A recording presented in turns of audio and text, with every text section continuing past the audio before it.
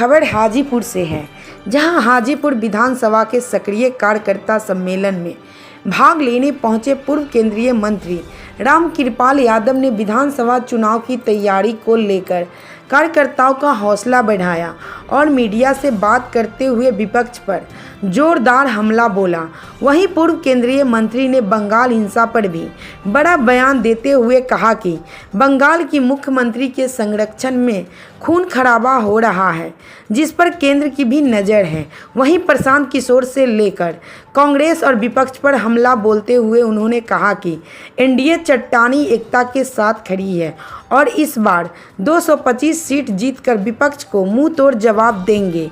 आखिर में उन्होंने स्पष्ट कर दिया कि एनडीए नीतीश कुमार के नेतृत्व में ही चुनाव लड़ेंगे और नीतीश कुमार ही बिहार के अगले सीएम होंगे। आज हमारे पार्टी के निर्णय के अनुसार हाजीपुर में सक्रिय कार्यकर्ताओं का सम्मेलन, एक दिवसीय सम्मेलन संपन्न हो गया और उसी कार्यक्रम में हम आए थे संगठन को मजबूत करने के लिए, संगठन को धारदार करने के लिए और हमारे जो कार्यक्रम राज्य और केंद्र के माध्यम से गरीबों के उत्थान के लिए, हाजीपुर के विकास के लिए जो काम हुए हैं उसको जन तक पहुंचाने के लिए अपने कार्यकर्ताओं से आग्रह मैंने किया है और बूथ की मजबूती हो। हम तो हमेशा 2000 से ही भारतीय जनता पार्टी का कमल हाजीपुर में खिलता रहा है। यहाँ की जनता, महान जनता और कार्यकर्ताओं के ताकत के बल पर और आगे भी पूरा भरोसा है कि हम ज्यादा मतों से हमारे जो माननीय विधायक हैं भाई अवधेश जी, और ये तो धरती नित्यानंद राय की रही है, यहाँ जन्मभूमि कर्मभूमि सब रहा है, उनके नेतृत्व में पहले से ही विकास हो रहा था और अभी भी उनके नेतृत्व में ही विकास हो रहा है। इन सब बातों की चर्चा हम लोगों ने की है और लोगों तक पहुंचे उसके लिए आग्रह किया है अपने कार्यकर्ताओं से। चर्चा हो रही है कि सीटों का बंटवारा एनडीए के बीच में हो चुका है। कौन कर दिया गया सीटों का? अरे वो सब हमारा नेतृत्व देख रहा है भाई, प्रदेश का नेतृत्व, केंद्र का नेतृत्व, वो समय पर आपको सब पता चल जाएगा। 40 सीट मांग रहे हैं वो 40। अरे वो सारी चीजों को हमारे पार्टी के नेतृत्व बहुत सब लोगों से बातचीत करके आप समय पर आपको सब दिख जाएगा।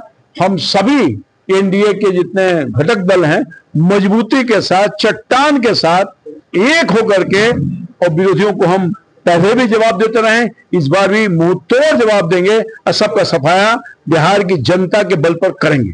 कुछ खास मुद्दा विधानसभा चुनाव में क्या होगा इस बार? मुद्दा विकास।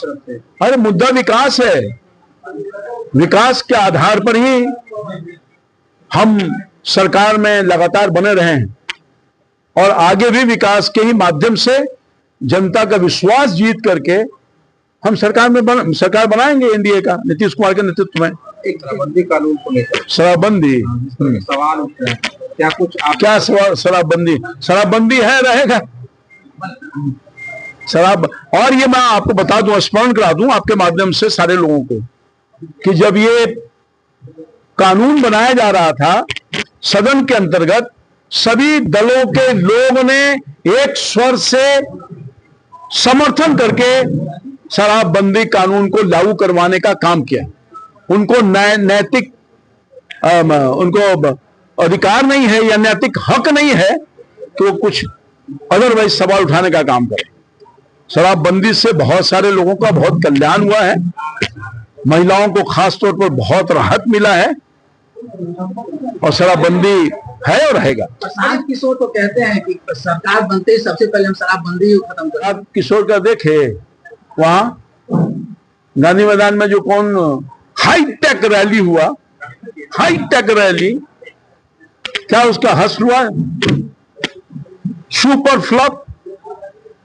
एक छोटा सा हमारा आदमी कार्यकर्ता भी उससे अधिक आदमी को ले आता है, क्या बात करेंगे? जनता ने रिजेक्ट कर दिया ऐसे लोगों को। क्वेश्चन हुआ था ना। अब तो इनका जो फ्लॉप शो देखा, यानी 5000 भी आदमी नहीं होगा मेरे ख्याल से। आप लोगों ने खुली आंख से देखा, आप लोगों ने दिखाया, आप ही लोगों के दिखाए हुए चीज को मैं बता रहा हूं। मैनेजमेंट करता लोग हैं, पैसे के बल पर कोई पार्टी चलती है। बिहार की जनता बहुत जागरूक है और कहां किसके साथ अपना आशीर्वाद देना है ये तय है भाई। बंगाल में जो आज खून खराबा हो रहा है बड़े पैमाने पर, वहां के माननीय मुख्यमंत्री के संरक्षण में हो रहा है। टीएमसी की सरकार वहां जुल्म और जाति करवा रही है और एक वर्ग और तबका को टारगेट करने की छूट दे रखी है।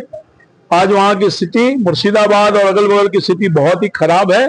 बड़े पैमाने पर लोग पलायन कर रहे हैं, कोई वहां सुरक्षित नहीं है और वहां की सरकार अपने दायित्वों का निर्वहन नहीं कर रही है और संरक्षित करके खून खराबा कराने का काम कर रही है। मैं सीधे आरोप लगाता हूं वहां की सरकार पर। कैसे रुकेगा ये? सरकार इन सब चीजों पर निगाह रखी हुई है, कड़ी निगाह रखी हुई है और वक्त आने पर वो सारी कार्रवाई होगी, अमन और चैन बहाल हो, लोगों की जान माल की सुरक्षा हो, इसकी व्यवस्था करेगी। अब संवैधानिक दायित्वों का निर्वहन वहां के सरकार, ममता बनर्जी, बहन ममता बनर्जी की सरकार नहीं कर रही है।